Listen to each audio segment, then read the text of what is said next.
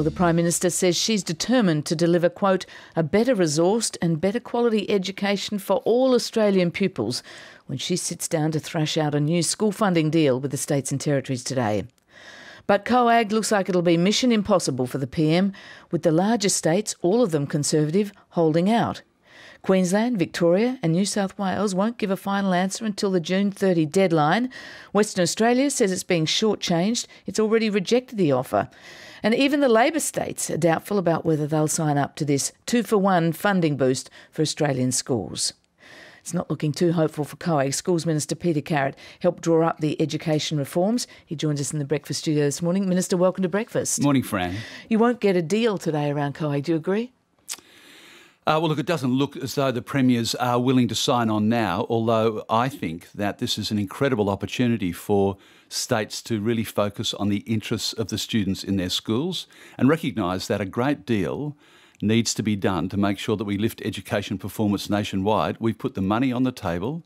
It's a generous and solid offer, and it's backed by the very strong findings from the Gonski Review. So I would be very hopeful that state premiers and territory chief ministers set aside some of the optical noises that we've seen on the way in and focus on the needs of kids in their schools. But even you're not hopeful or thinking that they are going to do that. Why not? What's gone wrong, do you think? Because even the Labor states are questioning how they'll come up with their share of the money for this. Is that what it's all about? The states simply don't have the money to come to the table.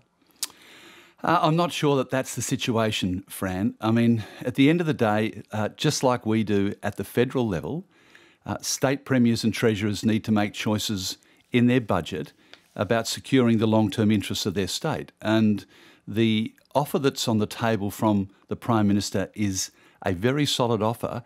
And by the way, it's predicated on the basis that the current funding model is broken and it will deliver less resources to schools over time. So state premiers need, I think, to very much understand that we've got a once-in-a-generation opportunity to set school funding on a solid basis. We've offered to make a 2-for-1 commitment, and I think that there's room and opportunity there in the states and in their budgets over time to support that. But they're not going to today, and yet, you know, what you hear from all the leaders is we want to do something for our school kids. What do you think is going on? Why aren't they signing up today?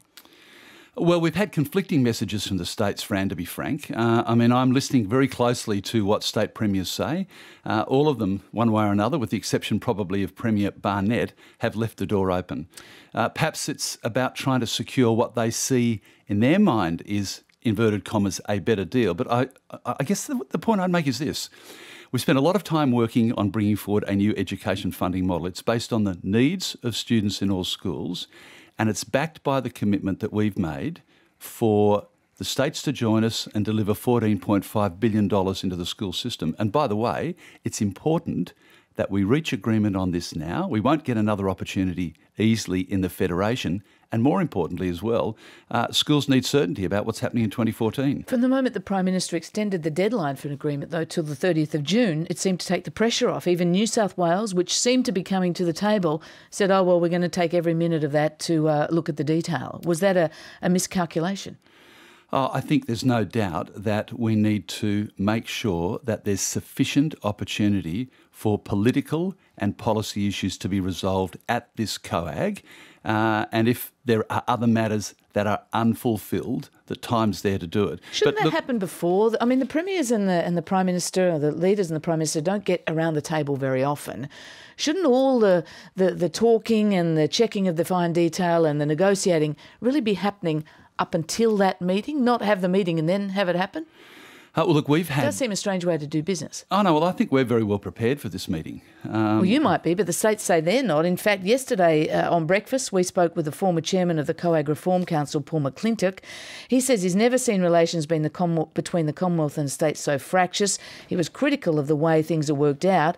And part of the reason for that fractiousness seems to be a sense of ambush that the states have, because here's Queensland Education Minister John Paul Langbroek speaking to us earlier in the week.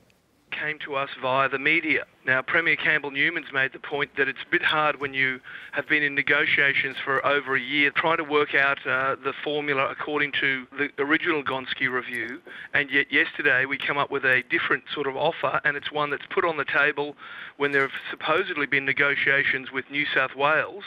Victoria was left out of the loop and Queensland hadn't heard anything at all.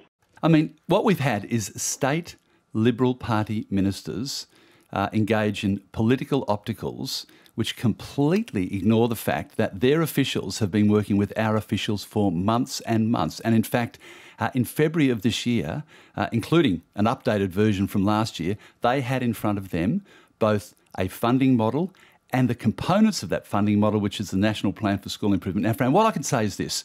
We have done the work.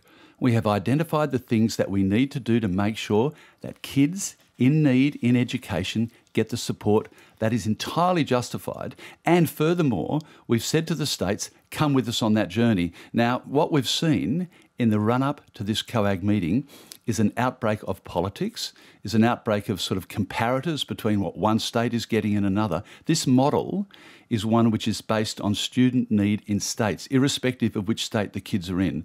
And I absolutely reject what the Queensland minister is saying about them not being aware of what was in the model. Of course they're aware of it. It's not just the Queensland minister. It's several premiers have said the same thing, and they've said it in the past about the NDIS. They've said it all the way through, really. I mean, you're the minister. Yes, officials talk.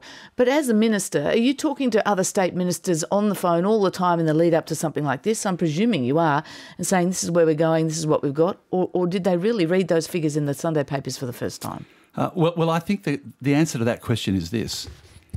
If ministers and premiers come to COAG with a view to basically playing out a political exchange and we don't put the interests of students in schools first, then we run the risk of not securing a reform that is so urgently needed in our schools and which I think the community and the public expect us to reach. Now, I'm not going to negotiate publicly with the states via the media, but we have every step of the way made sure that officials are well aware in each state of what this model contemplates. And when the Prime Minister stood up and delivered that offer on Sunday, we were saying, as a federal Labor government, we're putting education first, we're prepared to spend the money to do it, and we want to take you with us. And remember finally, Fran, if I can, on the National Plan for School Improvement, which you're right, I've been working very hard on, we have shared the details of that plan with ministers up until the time they had to consider it. And upon their consideration, it goes up to COAG for their bosses and the Prime Minister to consider as well. Just a couple of quick questions before we run out of time.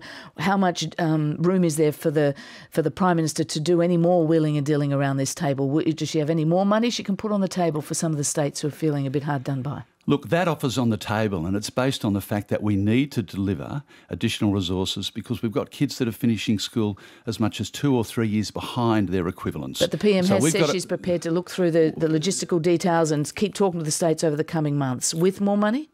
Well, it'll be a matter for the Prime Minister and the Premiers to work out what sticking points there are, if there are sticking points around a proposed deal. We're not proposing to provide additional investment at this point in time. Neither should we.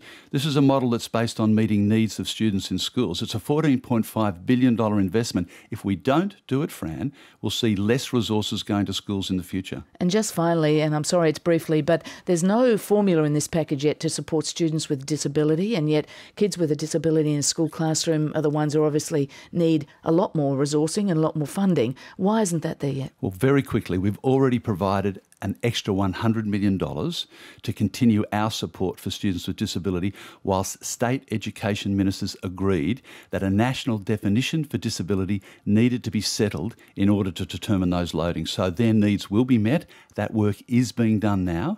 And once we've settled on that national definition, just as we're trying to do with the schooling resource standard, we'll seek to reach agreement with the states as to how it's applied. Peter Garrett, thanks very much for joining us. Thanks, Fran. Peter Garrett is the Federal Schools Minister, and schools funding front and centre around the COAG table with the Prime Minister and the state and territory leaders today in Canberra. RN, your world unfolding.